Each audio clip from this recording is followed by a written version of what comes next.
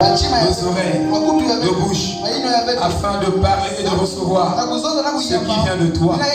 Écarte les pensées humaines qui n'apportent que la mort et la confusion. Mets tes pensées, Seigneur, afin que seule ta pensée soit enseignée à tes enfants. Seigneur, enseigne-nous de manière, oh Dieu, nous allons toucher l'intrinsèqualité de ton être, Seigneur. Nous allons toucher la profondeur même de ta divinité. Accorde-nous cette grâce pendant que nous approchons de toi ce matin avec une attitude de piété et de révérence. Prends-nous et sous ton contrôle, nous abandonnons au nom de Jésus-Christ. Amen. Amen. Amen.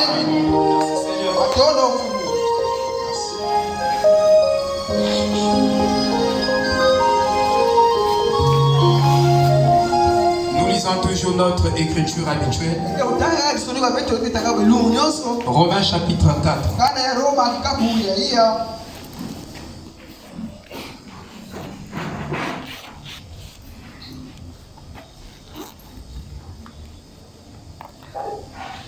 Romains chapitre 4, verset 9. Nous disons ceci. Ce bonheur n'est-il que pour les circoncis ou est-il également pour les incirconcis? Car nous disons que la foi fut imputée à justice à Abraham. Comment donc lui fut-elle imputée? Était-ce après ou avant sa circoncision? Il n'était pas encore circoncis. Il était incirconcis. Et il reçut le signe de la circoncision comme sceau de la justice qu'il avait obtenu par la foi quand il était incirconcis, afin d'être le père de tous les incirconcis qui croient, pour que la justice leur fût aussi imputée. Amen. Vous pouvez vous asseoir. Je continue. Et le père des circoncis, qui ne sont pas seulement circoncis, mais encore qui marchent sur les traces de la foi de notre père Abraham quand il était incirconcis. Amen, amen. Amen, amen. Je suis dans la joie, comme vous aussi, d'être dans la maison du Seigneur, parce que c'est ici que nous trouvons tout pour notre pèlerinage. C'est ici que nous sommes équipés. C'est ici que Dieu nous renforce. C'est ici qu'il nous donne de l'aide. C'est ici qu'il nous élève. Alors nous sommes toujours dans la joie chaque fois que nous sommes dans la maison du Seigneur. Amen. Regardez notre père Abraham. Dieu l'a dit de sortir de Babylone. Babylone, c'est la confusion. Il habitait là-bas avec son père, son neveu et sa femme. Mais Dieu lui a demandé de sortir et d'aller dans un pays inconnu. Dieu va l'emmener dans l'inconnu. Et dans ce temps du soir, non seulement Dieu nous a donné la foi pour croire des choses impossibles, mais il nous a donné aussi la foi pour croire les choses inconnues. Nous sommes entrés dans une substance très élevée par rapport aux autres âges. Et vous verrez que dans les autres âges, que ce soit l'âge d'Éphèse, de Smyrne, de Perga, de Tchatchir, aucun saint n'était arrivé sur la montagne de Sion. Mais en ce temps du soir, l'épouse qui a reçu ce message est arrivée à Sion. Dites Amen. C'est pourquoi la seule direction que nous prenons, nous quittons Sion jusqu'à Jérusalem. C'est la seule direction que nous prenons. Et en quittant Sion jusqu'à Jérusalem, nous n'avons plus les alliances et beaucoup de trucs qui était avant. Ça là, la tête est déjà rentrée dans l'église. Et cette tête nous emmène de rôle en rôle. Alléluia. Et de position en position. Je ne sais pas si vous comprenez. Quand on parlait de la montagne de Sion, c'est la montagne de l'épouse. Mais aucune personne n'avait atteint Sion. Depuis le premier âge jusqu'à Laodicée, aucun saint n'avait atteint Sion. Aucun saint n'était rentré à Sion. Mais en ce temps du soir, Branham a porté ce message. Et lui, Branham, et le groupe qui croit Branham sont rentrés à Sion, sont arrivés à Sion. Vous devez faire ces différences-là. Ce sont ces choses qui se sont accomplies dans notre jour, que tous les saints doivent connaître. Vous devez connaître l'histoire de votre rédemption. Dites Amen. Vous devez comprendre ce qui est maintenant là, ce que Dieu a accompli aujourd'hui. Parce que les gens chantent Sion, Sion, Sion. Ils ne comprennent pas ce qu'ils chantent. Ils ne savent pas que pour arriver à Sion, il fallait que Dieu puisse cette chanson. Et que les sept tonnerres révèlent la pensée de Christ à la divinité. Et que chacun entre dans la révélation de cette chanson pour recevoir le secret du mystère de sa divinité. Et en ce moment-là, cette révélation nous a élevés jusqu'à la montagne de Sion, comme la révélation a déménagé Pierre, Jean, Jacques sur la montagne de la transfiguration. Et quand la voix a parlé avec Jésus sur la montagne, cette voix commençait à les léviter.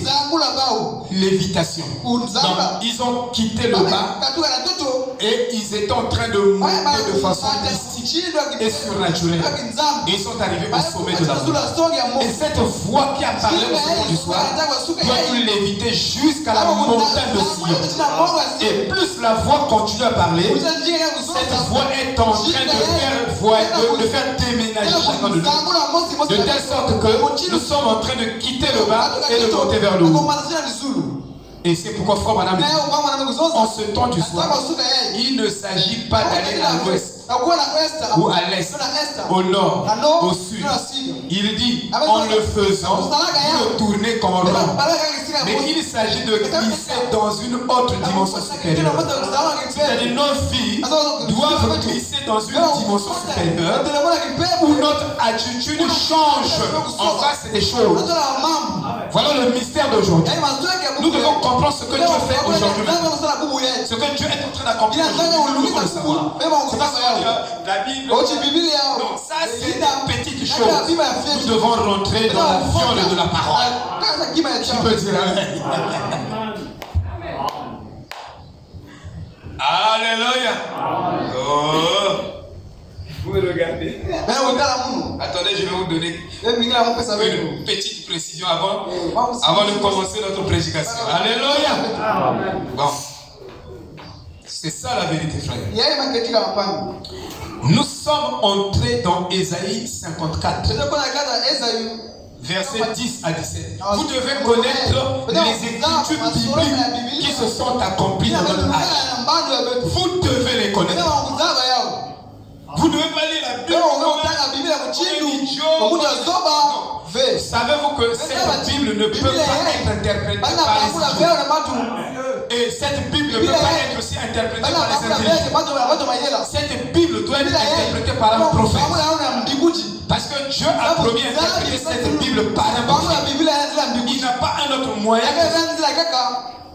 Alléluia. On ne va pas les théologiens. Ça ne marchera pas. Écoutez. On va lire Ésaïe 54. Aimez-vous la parole? Voilà. Je suis venu avec les études bibliques. Hein? Nous, on a fait l'étude biblique quand on était. Nous devons étudier la Bible. Amen. Je lis donc dans Ésaïe 54. Verset 17. Il est dit ceci. toute arme forgée contre toi. Je commence par le 10, c'est mieux. Ça prendra tout du temps. Il dit, le verset 17. Toute arme forgée contre toi sera sans effet. Et toute langue qui s'élèvera en justice contre toi, tu la condamneras. Tel est l'héritage des serviteurs de l'Éternel. Tel est le salut qui leur viendra de moi, dit l'Éternel. Cette écriture signifie que le trône blanc est au milieu de l'épouse, au milieu des enfants de Dieu actuellement. Le trône blanc. C'est-à-dire nous avons reçu un trône blanc et nous avons le droit de condamner les gens en justice. C'est terrible, je vous dis. Allez-y méditer cette toute arme forgée contre toi sera sans effet. Et toute langue qui s'élèvera en justice contre toi, tu, pas Dieu, tu la condamneras. C'est pas Dieu, mais toi. Vous voyez, ça sont des écritures. Écoutez, il dit, quel est l'héritage? Le droit de juger. Tel est l'héritage des serviteurs de l'Éternel. Quels serviteurs de l'Éternel? Quel est son héritage? En fait quoi? De juger les langues faussement. Vous voyez, il dit, quel est le salut qui leur viendra de moi? C'est un salut, dit l'Éternel. Et cette écriture, c'est accompli. Je peux vous donner des milliers d'écritures qui se sont accomplies dans notre âge. Et nous devons étudier ces écritures. Ça y est dans la Bible. Il faut que le prophète nous identifie ces écritures. Si Branham ne vient pas pour nous identifier Malachikat, on ne saura pas que Malachikat est déjà accompli. Si le prophète ne vient pas pour nous identifier Apocalypse 10, de 1 à 7, on ne saura pas que ces écritures se sont accomplies. Dans le but d'un prophète, Dieu nous est devenu nous identifier des écritures que Dieu a accomplies dans notre âge. Et en étudiant le message, vous devez avoir tout ce tableau avec vous. Sinon, vous ne ferez pas la moitié de votre chemin vers le ciel. Amen. Alléluia. Alléluia. C'est ça la vérité, frère. C'est pourquoi l'heure n'est plus autant de divertir de venir, de dire Branham a dit et puis non, l'heure est, il faut ouvrir ce que Branham a dit dans toute la Bible. Parce qu'il a dit que ce messager viendra, il fera quoi? Il va planter toute la Bible dans le corps de l'église. Et s'il plante toute la Bible dans le corps de l'église, ça veut dire qu'une vérité ouvre toute la Bible. Une seule vérité doit ouvrir toute la Bible. Il ne s'agit pas seulement d'écouter la parole. J'écoute la parole. Tu n'auras pas toute la Bible avec toi. Il faut les Éphésiens 4 pour venir t'enseigner cela. Et on va voir ça tout de suite. Alors ce que nous allons voir ce matin, nous allons voir l'épiphanie de Jésus. Et cette épiphanie nous a amené dans l'ultime de Dieu. Toujours nous sommes dans notre grand thème, la justice et la justice. Et dans ce thème, nous avons tiré quelque chose. Je vous dis qu'on peut rester ici 3 ans. Mais nous allons voir l'épiphanie de Dieu, de Jésus. Amen. Alléluia. Et nous allons vous montrer, puisque nous avons abordé la doctrine, c'est dans la doctrine que nous trouvons Christ. Et nous avons appelé ça le médaille de Dieu. Et les gens s'accrochent à des petites choses dans la loi, comme les pharisiens. Ils ont fait ça. Ne mange pas, ne bois pas. Les pharisiens étaient forts en ça. Mais en ce qui concerne le côté intrinsèque de Dieu, ils ne s'y accrochaient pas. C'est ça le problème avec les pharisiens. Et nous avons les mêmes comportements aujourd'hui, même dans le message. il y a des choses que les gens s'accrochent. En fait, ce n'est pas ces choses-là qui déclenchent le changement de la vie. C'est pas ça qui est l'ultime en fait. Mais il y a quelque chose qui est l'ultime. Et si nous écoutons la parole, nous absorbons la parole, il y aura un changement. Maintenant, je n'ai pas fini la partie là. Parce que je voudrais, ça rejoint ce que je suis en train de dire. Il dit, Dieu ne va pas les condamner. C'est nous qui allons les condamner. C'est ce que la Bible dit. La langue qui se leur. Et il dit, c'est le trône blanc maintenant. Vous voyez, vous n'allez nulle part, frère ou soeur. Vous pensez que vous allez quelque part. Parce que les scientifiques, ils ont étudié, ils ont dit que nous irons au ciel. Ils ont commencé à explorer les planètes. Et ils sont allés à Mars, et après, ils ont monté les planètes en exploration. Ils sont revenus. Ils ont envoyé des fusées là-bas. Ils sont revenus, ils ont dit, nous avons parcouru la planète entière. Quelle planète est? Nous n'avons pas vu Dieu. Frère Branham dit que les scientifiques sont les plus grands ignorants de la terre. Dites amen. Savez-vous que la vraie science, c'est le ainsi dit le Seigneur apporté par un prophète de l'âge. Il dit, ils sont les plus ignorants de la terre. Ils ne savent pas que le ciel se trouve déjà sur la terre. Il dit que le ciel n'est qu'une dimension. Il dit, il ne s'agit pas de le chercher à l'est, à l'ouest, au nord, au sud, en haut, en bas. Donc si vous partez en haut, vous ne trouverez pas le ciel. Vous descendez en bas, vous ne trouverez pas le ciel. Si vous partez à l'est, vous ne trouverez pas. Il dit, il s'agit de se glisser dans une autre dimension. Il a dit ça. Il dit le ciel est même là. Mais quand on dit que nous sommes dans le ciel tel que vous êtes, si l'atmosphère spirituelle descend sur vous, cette atmosphère vous ravit, va vous léviter. Vous allez voyager en esprit. Et vous allez rentrer dans une dimension où parfois vous voyez l'ange ici. Mais vous allez voyager aussi. Parfois vous voyez les anges autour. Vous avez lévité, vous avez déménagé, vous allez voyager. C'est une dimension. Alors, il dit, si vous êtes dans l'enlèvement et que vous allez être immortalisé. C'est-à-dire, quand l'enlèvement va arriver, automatiquement quand tu es là, en fait, là tu es là, tu changes de corps. Tu es là, tu rentres dans un autre corps. En fait, le corps là s'efface. Dieu efface le corps et il te fait entrer dans un corps théophanique. C'est pourquoi, frère, tout ce que nous vivons de mal, de mauvais, quand nous entrons dans un corps céleste, nous oublions tout le mal. Et tu écouteras quelqu'un va dire, quand je serai au ciel, je vais dire à Dieu, je suis fait. Tu ne vas pas t'en souvenir. Parce que dans ce corps, il y a une autre réalité. Dans ce corps, il y en a une autre réalité. Ce sont deux corps différents, avec des réalités différentes. Vous voyez? Tu vas me poser des questions. Pourquoi tu m'as fait souffrir?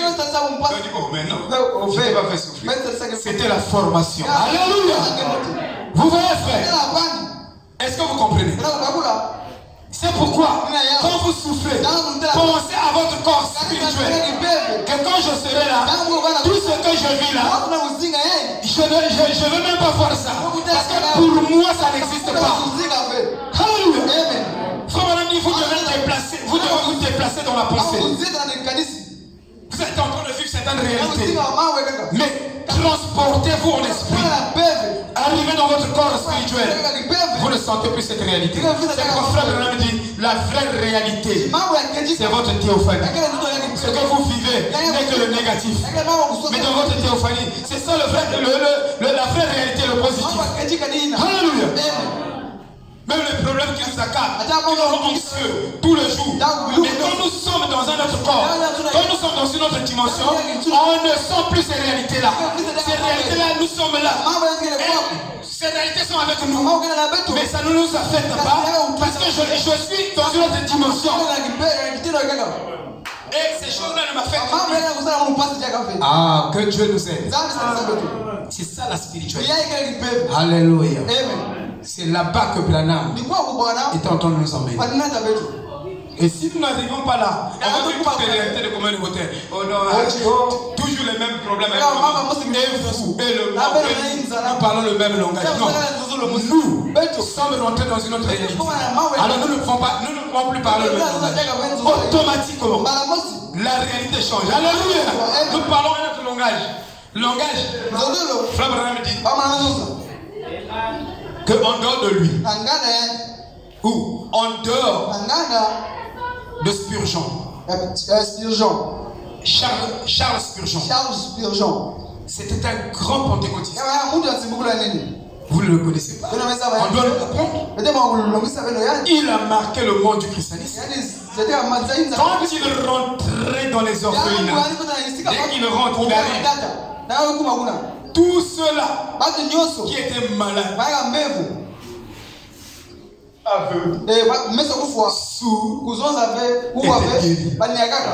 étaient guéris. Il dit que Charles Spurgeon avait une langue d'argent. La langue d'argent. S'il te communique Christ par la bouche, tu ressuscites. Pendant que tu es là, et le cancer disparaît. Il dit qu'il a expérimenté Dieu. Et il dit en dehors de Spurgeon, c'est Branham qui est venu débuter encore. Ça, je vous dis. Mais c'est des grands serviteurs qui ont marqué le monde, qui ont bougé la terre. La terre a bougé au-dessus de leur pied. Vous voyez, frère? Écoutez. Il dit même le jour de l'enlèvement, nous serons immortalisés. C'est-à-dire que tu es là, mais c'est comme si tu te retrouves dans un autre corps. Mais c'est comment? C'est comme mon corps de péché. Mais je le sens. Frère, je veux cette réalité. Nous travaillons pour cette réalité. Alléluia. Nous devons faire la terre. Que Dieu nous aide. Alors il dit, le jour de l'enlèvement, et que vous allez être immortalisés.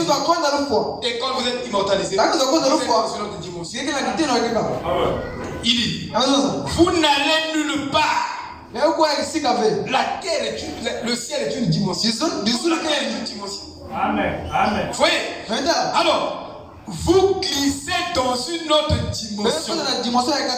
Vous n'avez pas à vous soucier de ce qui est en haut, ce qui est en bas, de ce qui est proche, de ce qui est loin. C'est pourquoi ne vous souciez pas de ceux qui ont navigué aux États-Unis soient bien. Non, toi change seulement de dimension. Glisse dans la dimension supérieure, dans la dimension où toi et Christ vous roulez ensemble. Tu verras que la vie est rose. Tu vivras une belle vie. Alléluia. Il ne s'agit pas de voyager de gauche à droite, d'aller de gauche à droite et d'aller chercher Dieu ou le bonheur au nord, là-bas, au sud. La Bible dit, ce n'est pas de l'Orient, ce n'est ni de l'Orient ni de l'Occident que vient l'élévation. Mais l'élévation vient de l'Israël. Il y a des gens qui vivent bien ici. Le pasteur Alain m'a dit ça. Il dit il est arrivé au Canada. Et au Canada, dans chaque quartier, on affiche ici recrute l'emploi. On a besoin d'employés, tout ça. Mais il est arrivé là-bas, il regardait ça. Il dit que non, je ne suis pas allé là-bas. Les amis ont dit, oh, mais toi tu es venu ici. Il me fout quand même. Tu es sauvé. Il dit, moi, c'est pas ici. Je suis bien chez moi. Alléluia. Il s'agit de la dimension. Quand Dieu te bénit, il te donne une bénédiction proportionnelle à ton voyage terrestre. Où tu seras béni, tu seras heureux. Cela est suffisant, frère. C'est tout ce que nous cherchons. Alléluia. Voyager ou pas, mais qui vous dit que ceux qui ont voyagé sont plus heureux que vous?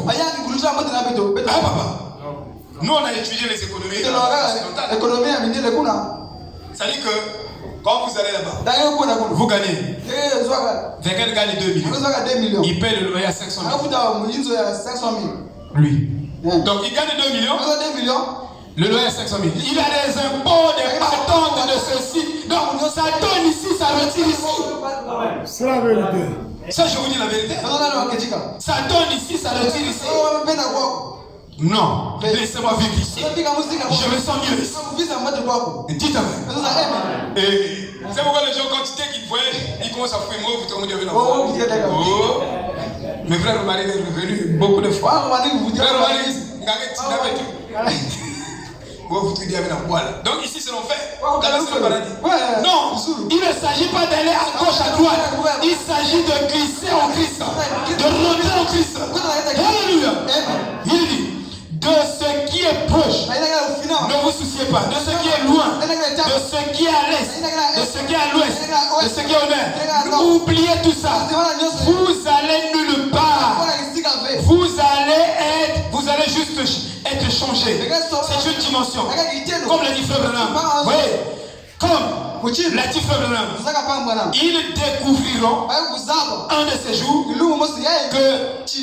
toutes ces étoiles qui sont à des millions et des trillions d'années-lumière, elles tournent simplement en rond. Et la science est déjà arrivée à cette conclusion. C'est vrai. Alléluia. Que ces étoiles tournent en rond. Ils ne vont nulle part. Ils ne se déplacent pas quelque part. Donc nous aussi, quand on sera au ciel, c'est ici. Mais on a changé ce mot de dimension. Ne pensez pas dans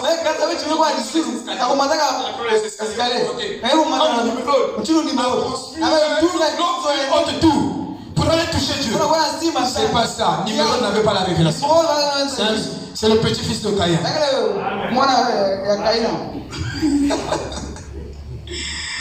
Alléluia. Donc ici, nous allons étudier l'épiphanie de Dieu. Nous allons voir l'ultime de Dieu.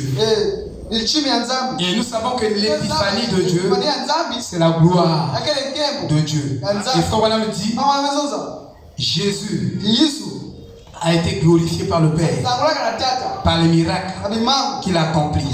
Et Jésus a dit à Frère Branham, il a dit à Frère Branham, ou il a dit à toi et à moi, à celui qui croira, il viendra à lui et il fera plus de miracles que ce qu'il a fait dans son propre ministère. Jésus nous promet la double portion de son esprit. Donc au milieu de nous, nous devons accomplir deux fois ce que le Seigneur a fait. Dis ta main. Il n'y a pas de miracle. Donc il n'y a pas la foi. Si nous avons la foi, on devait avoir beaucoup de miracles. Pour avoir même un témoignage, même un seul, dans l'année, c'est compliqué. Comme je posais avec un ministre, il m'a dit, pasteur, j'ai défié le cancer de 4e degré. J'ai dit que si le cancer ne part pas dans un mois, je prêche. Parce que Dieu m'avait déjà montré qu'il avait guéri la personne. Et exactement ce qui s'était fait. Le cancer était parti. Donc frère, nous, chacun de nous, que tu veux ou non, Dieu doit manifester sa gloire. Quand Dieu t'a appelé, il doit te glorifier. Ce n'est pas l'homme qui t'a appelé. Si c'est l'homme, tu n'auras pas la glorification. Mais si c'est Dieu qui t'a appelé, dans ce message, il est obligé de te glorifier. Il te glorifie de partout. Que ce soit à l'école, que ce soit à l'église, que ce soit au travail, dans le quartier, Dieu doit amener même l'incrédule à reconnaître que celui-là, il est différent de nous. C'est un fils de Dieu. Il faut que vous ayez ce témoignage comme un autre. Amen. Donc ici, Frère, quand Dieu vous a justifié, le monde saura que celui-là a été justifié. Et Dieu aussi, dans chaque âge, il doit justifier sa parole. La parole de votre jour, il doit le justifier. Une fois il a justifié la parole et le porteur de ce message, il justifie tous ceux qui marchent avec ce message. Tous ceux-là qui suivent ce message.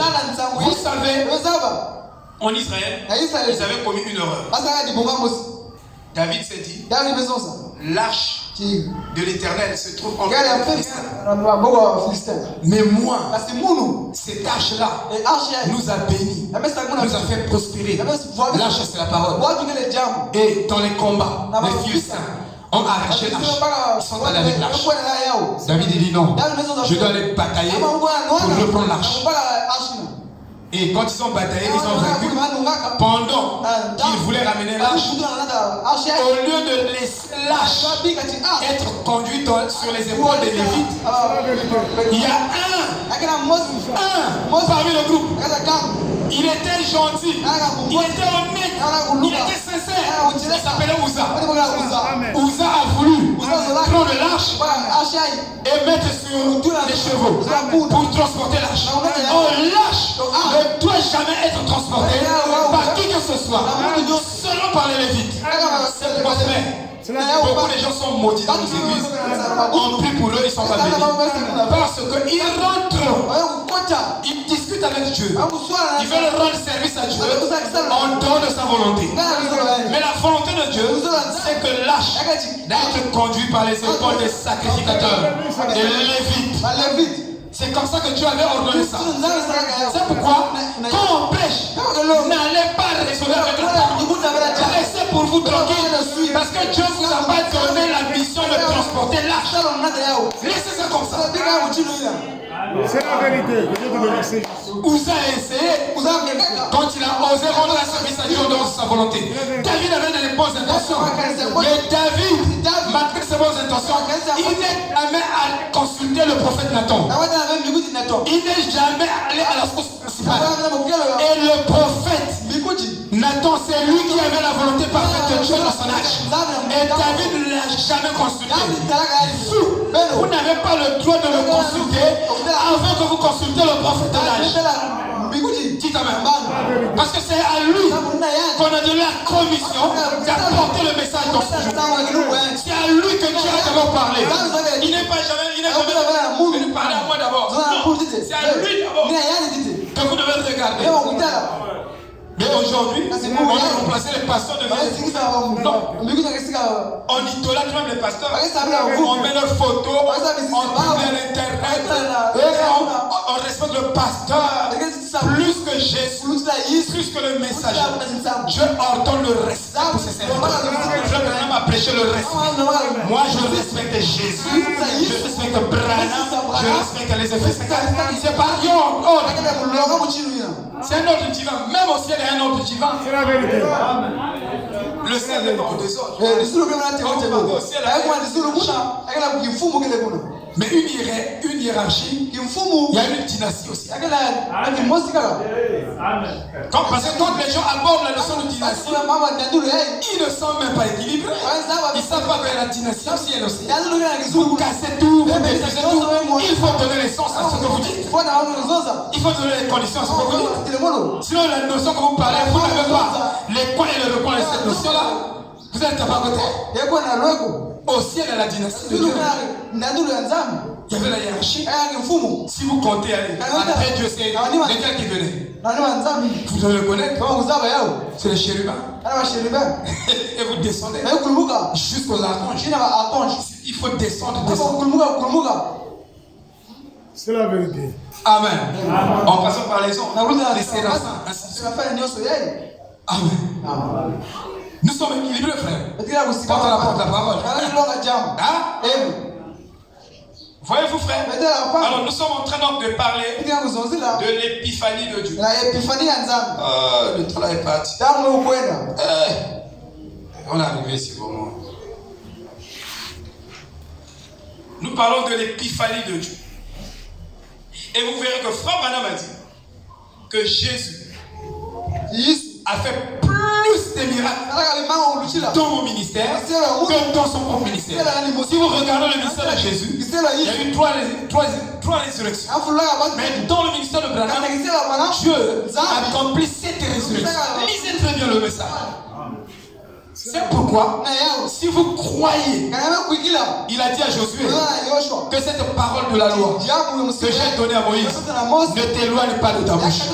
Médite-la jour et nuit afin d'agir fidèlement selon ce que j'ai prescrit à Moïse.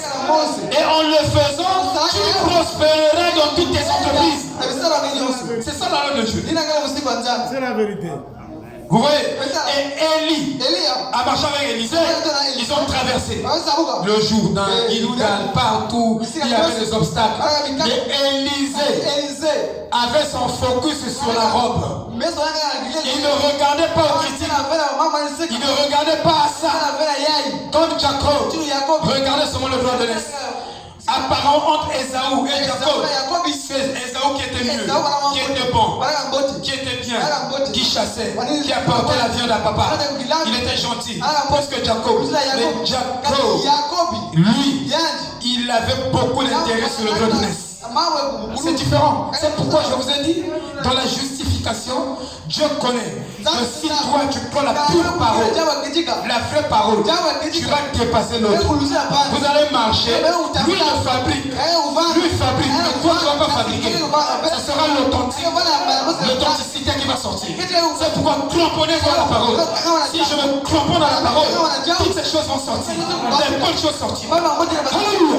Il ne s'agit pas de fabriquer les choses. Moi je ne veux rien fabriquer. Même l'amour, même ceci, je ne fabrique rien. Mais je sais que tout viendra de la parole. L'amour va. Parce qu'au commencement était la parole. Et toute chose qui existe a été faite par la parole. Toute bonne chose qui sortira doit sortir de la parole. Pour moi je me comprends de la parole. C'est la vérité. Laissez les gens vous juger. Je te juge, tu es mauvais, tu es ceci. Moi c'est la parole. Moi c'est Christ. Je marche avec lui. Vous verrez Christ sortir. Alléluia. C'est ça la vraie justification. Vous voyez, non? Alors nous allons voir l'épiphanie de Dieu. Alléluia. Oh, j'aime la parole. N'est-ce pas vous aussi? Il a dit, Satan était déjà de côté. Le royaume de Dieu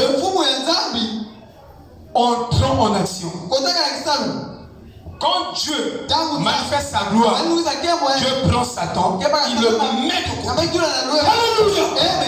Il doit le mettre de côté. Parce qu'il n'a rien à voir avec ce qu'il fait. Amen. Qu'en est-il de cette heure dans l'épiphanie de Jésus-Christ? Il y a eu l'épiphanie de Jésus-Christ dans sa propre chair. Mais il y a eu encore l'épiphanie de Jésus-Christ dans une autre chair, dans d'autres chairs. Il faut que ça soit ainsi. Donc Jésus veut se glorifier dans ta vie. Et il n'y a pas de mesure de gloire de Christ dans ta vie. Est-ce qu'on peut limiter ça? Ne peut limiter la gloire de Dieu dans votre vie. Je peux vous élever à un niveau. Il peut vous élever encore.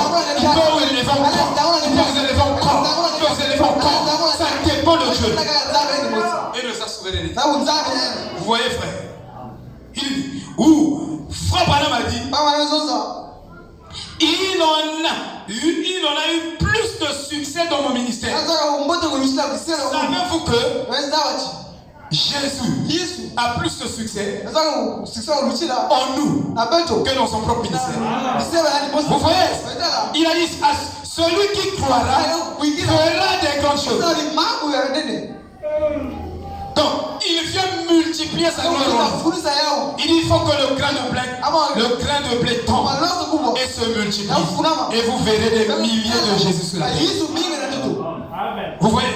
Donc, il a eu plus de succès dans mon ministère qu'il en a eu dans le sien.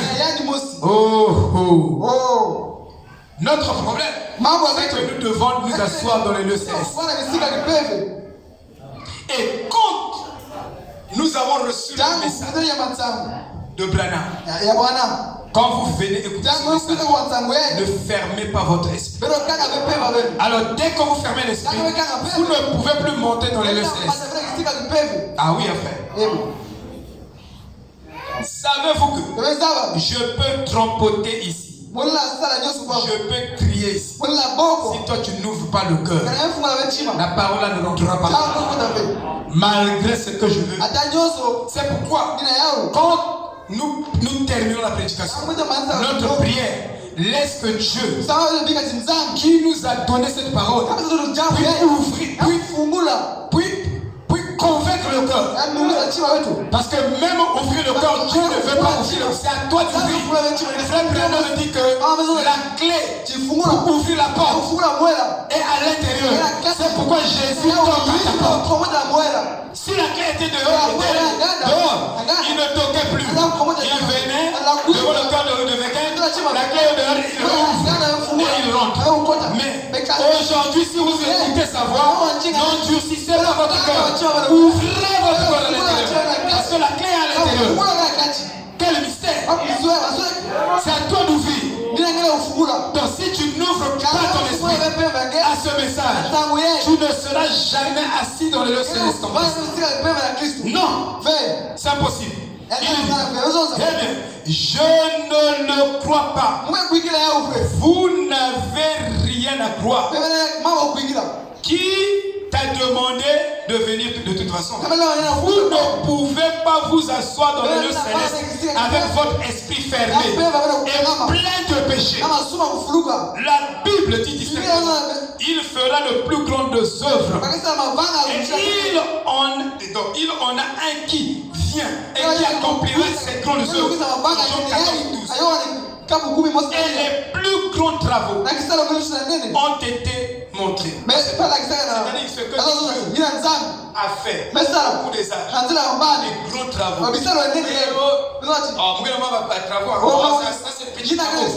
C'est ce qu'il a fait dans les autres âges. Mais dans cet âge-ci, il a accompli des grands travaux pour perfectionner l'épouse. Ce qu'il a fait aujourd'hui, dans cet âge-ci, il n'a pas fait ça à l'âge de Paul. Paul a eu une résurrection. Mais ici, un enfant finlandais, accidenté.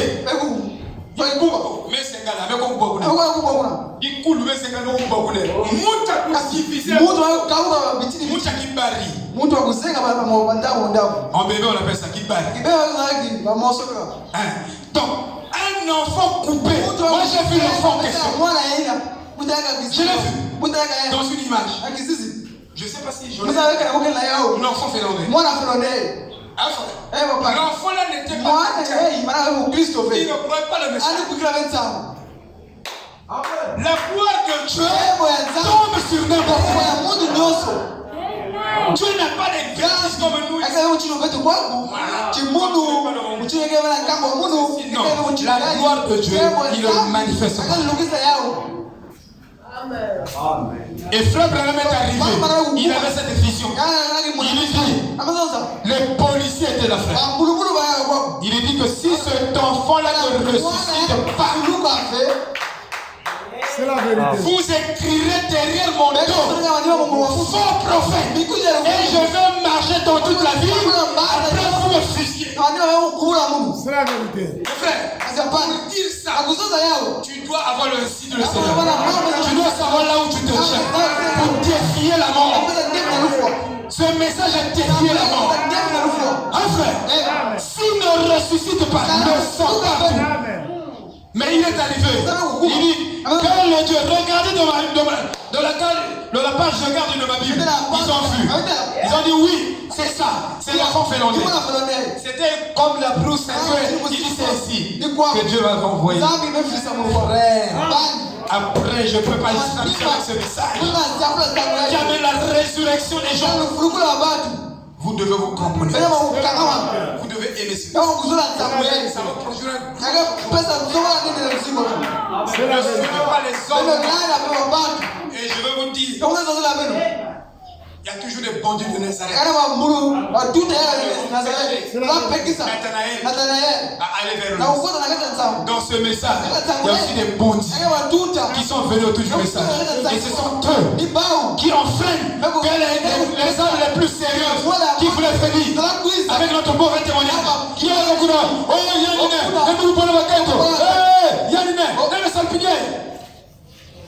alors, du coup, ça refroidit les gens.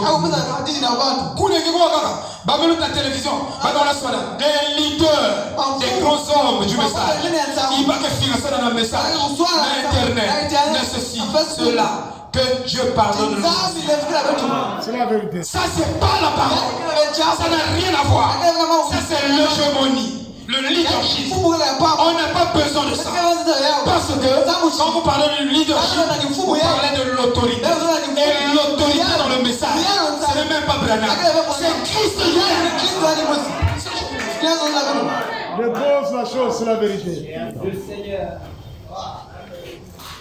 C'est ça la vérité. C'est pourquoi on m'a appelé. Et je suis content de rester ici. Je me sens bien. Amen. Quand nous venons ici, l'autorité, ce n'est pas le pasteur. C'est vrai, frère Branham me dit, dans l'église, l'autorité, c'est le pasteur.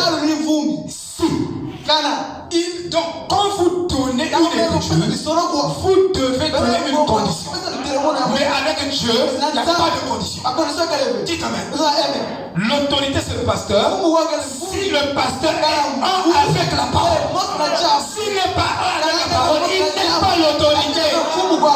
Je suis d'accord, c'est la vérité. Et le pasteur doit être un exemple parfait. C'est-à-dire un modèle. Si le pasteur prêche autre chose, fait autre chose, il n'est pas l'autorité de l'église. L'autorité de l'église, c'est Christ. Que le pasteur doit être sous la parole. Cette parole domine la chair jusqu'au dernier mot. Et quand je prêche, la parole n'est pas en bas. C'est moi qui suis en bas de la parole. Et la parole est au-dessus de moi. C'est ça la vérité. Dans le message, il n'y a pas un pape. C'est les gens qui ont fait des papes. Notre pape, c'est Jésus. C'est la vérité. Alléluia. Parce qu'il dit, à bientôt ce monde ne vous me verrez. Je serai avec vous tous les jours jusqu'à la consommation. Non, notre pape n'est pas mort. Je pose la chose, c'est la vérité. Alléluia. Voilà, il est vivant. Il est ressuscité. Et il vit dans nos cœurs. Vous voyez, frère. Donc, des grands travaux ont été accomplis dans notre âge. Le diable bienvenu ici, ils sont dans le bâtiment. Le diable bienvenu, c'est un ingénieur. Il connaît. Quand on dit les grands travaux, c'est à peu près combien de maisons à peu près? S'il s'agit par exemple de prendre un. En termes d'argent, ça commence à faire 250 maisons. Si on nous recrutait ici, bon, venez, on va vous employer. 250 maisons. On ne sera plus le chômage. Je t'en dis. Là, je peux me marier. Je vais lever les enfants. Et maintenant, il faut faire les calculs. Alléluia. Parce que demandez Papa Victor est là. Prenez les verres. Je ne vous décourage pas. Boussi est là. Il est à côté de toi. Demande-lui. Hein? Il faut rentrer dans les grands travaux.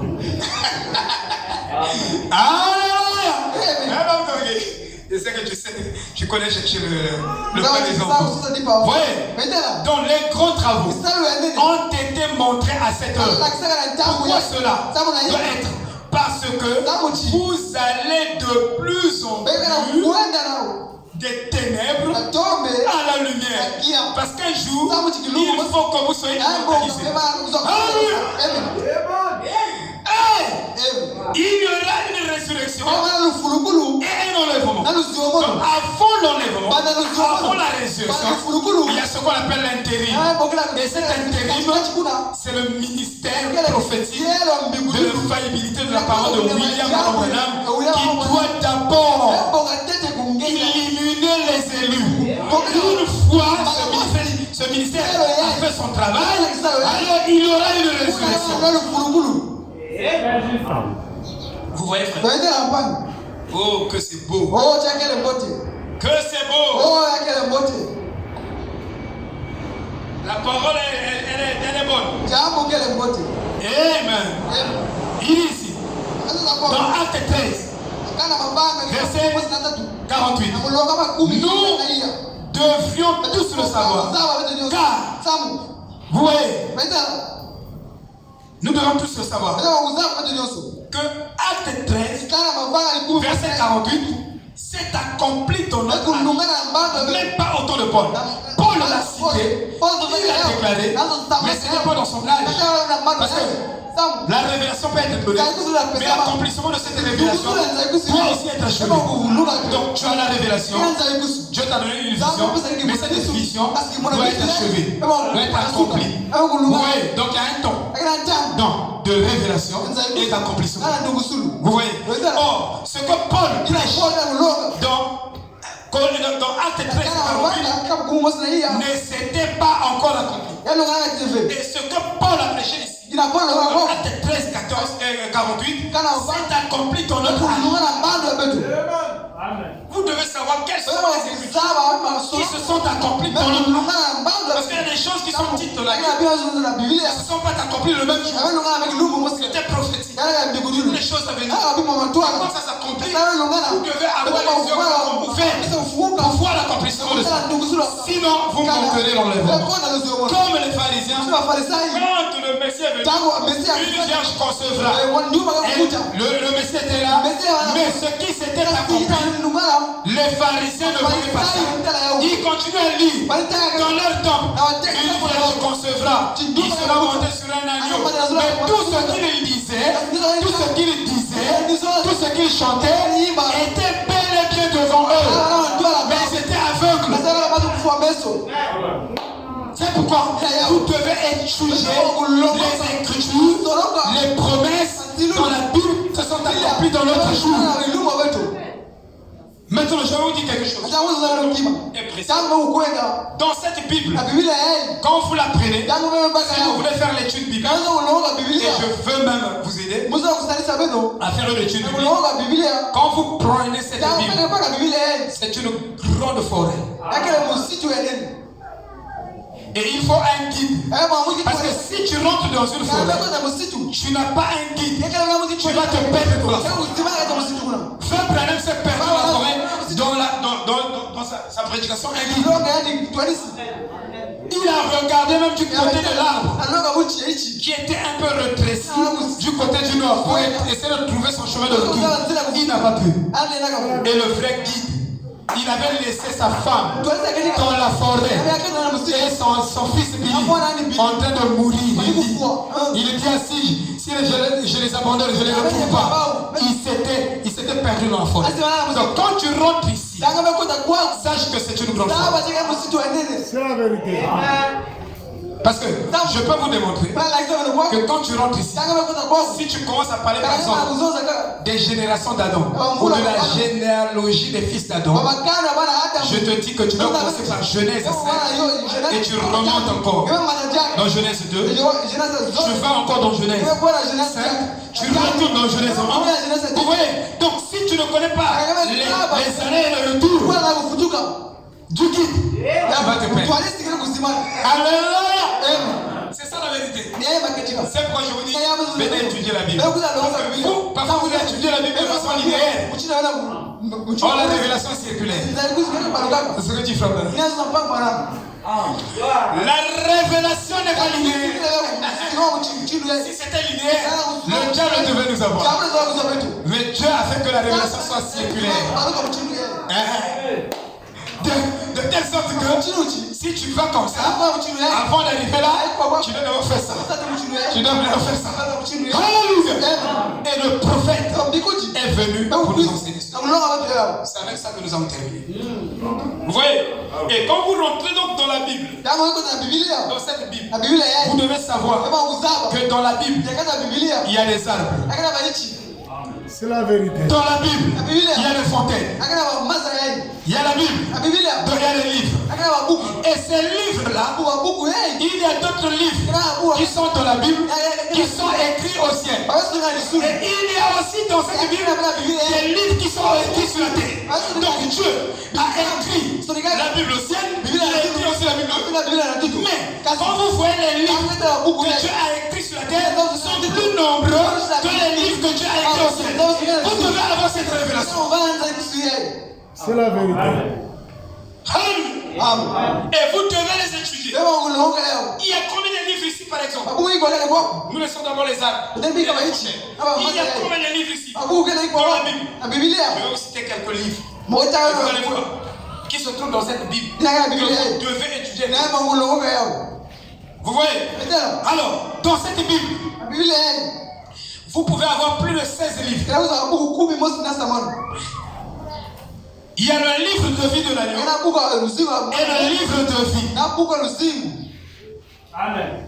Et Frère Branham, quand il est venu, les méthodistes, les baptistes, les presbytériens ont dit que le livre de vie de l'agneau et le livre de vie sont différents. Donc, Frère Branham vient, il dit que les deux livres ne sont pas différents. Vous voyez? Donc, vous devez connaître la doctrine de Frère Branham. Il dit qu'il a ouvert toute la Bible avec les livres. Il dit que non, ce sont les deux livres sont le même. Mais si tu n'as pas la révélation, tu lis la Bible, tu verras qu'il y a une différence. Mais quand le prophète te révèle qu'il n'y a pas de différence, tu verras encore dans la même Bible les écritures qui te classent, qui te positionnent mieux que ce que tu as reçu comme un enseignement perverti. Vous voyez? Il y a le livre qui enregistre tous les actes des hommes qu'on appelle le livre des vivants. Il y a le livre spécial des annales des fidèles. Tous ceux qui sont fidèles à Christ, il y a un livre pour eux. Il y a un livre de malédiction qu'on appelle le livre de la mort. Savez-vous que Mont Sinaï était le livre de la loi et de la malédiction? C'est pourquoi Dieu a permis, il a montré au monde qu'avec les 10 commandements de la loi, personne ne peut atteindre la perfection. Et Dieu a permis que Moïse casse ça. Parce qu'avec la loi, vous n'avez que des malédictions. Et vous nous emmenez dans la loi. Non, nous sommes dans la grâce. Et le mot Horeb, Dieu vient donner encore la loi. Mais cette loi est appelée la grâce. Vous voyez? Et dans cette loi que Dieu donne à Horeb, qui est la grâce, Dieu associe cela avec les bénédictions. Donc Dieu, quand il te sent avec deux mains. Il te sent avec la main droite et la main gauche. Et dans sa main droite, il y a la bénédiction. Dans sa main gauche, il y a la malédiction. Il y a le jugement. Donc, Mont Sinaï, c'était la main gauche de Dieu. Là, Mont Horeb, c'était la main droite de Dieu. Si vous continuez à étudier les livres, vous avez le livre de la loi, qui n'est que le livre des malédictions. C'est le même livre que je vous dis. Il y a le livre des souvenirs. Tout ce que tu fais de bien, tu ne perdras pas. C'est la vérité. Tout le bien que tu fais, si tu prends l'argent, tu donnes à frère Victor, tu ne vas pas perdre. Tu vas gagner. Tu donnes à frère Guy, à frère Moussi, à frère Tongi. Si tu les partages, tout le bien que tu fais, c'est pourquoi j'aime la vie. Quand je te donne l'argent, je ne veux pas sonner la vie. C'est la vérité. Et j'ai observé ça aussi. Beaucoup de frères qui sont ici, ils le font. Quand tu sonnes la trompette, il faut que les gens écoutent. Tu me vois. Ah, tu as une belle jupe.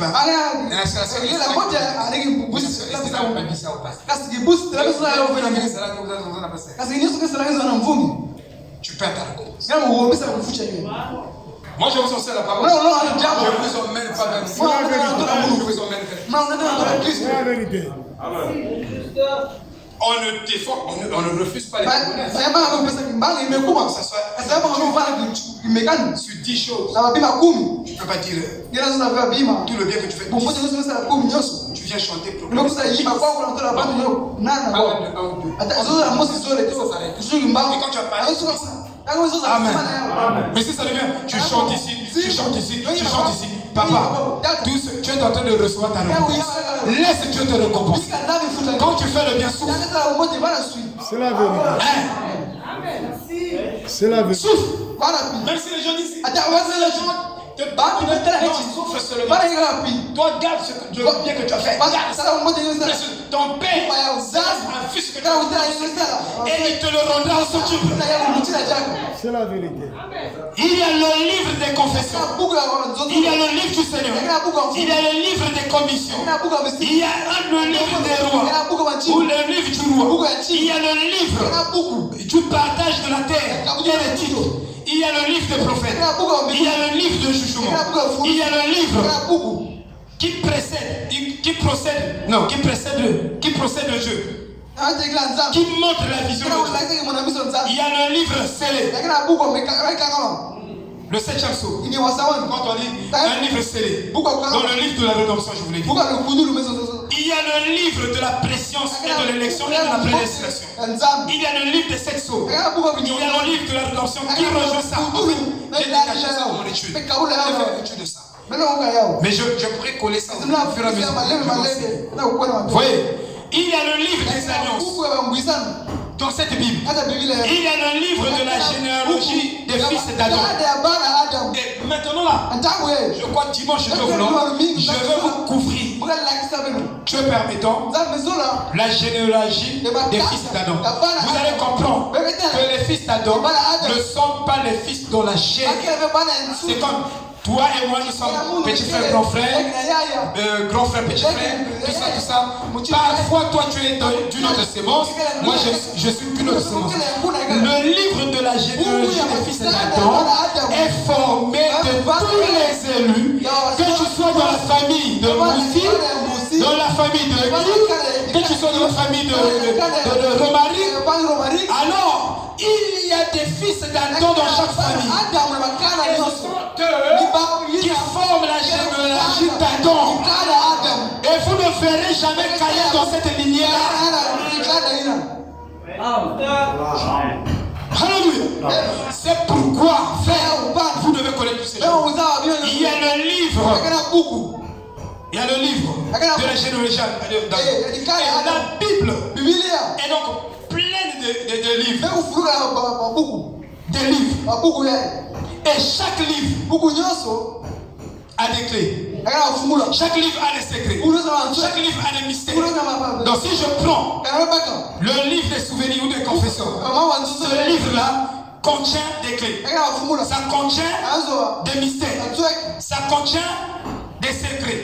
Et nous devons étudier ces secrets. Nous devons. Donc, l'étude biblique que nous ferons ici, ce n'est pas ce que nous allons faire à Dieu. Parce que moi je faisais les études bibliques. Là-bas, chez les pentecôtistes. Vers 7 ans. Somme tant. 7 ans. Somme tant. Ça, ici, là, ça c'est l'étude biblique de l'épouse. Et c'est profond, frère. Très profond. Ça embrasse la prédestination. Ça embrasse l'enlèvement, l'élection et beaucoup de choses. Et quand nous allons étudier cela, je crois que vous serez bénis. Vous voyez, dans le livre de la généalogie des fils d'Adam, il dit, donc, je n'ai aucune idée. Voyez, ces livres en dehors de ce que Frère Branham peut nous apporter. Alors, Frère Branham n'a jamais prêché cette Bible. Genèse chapitre 1.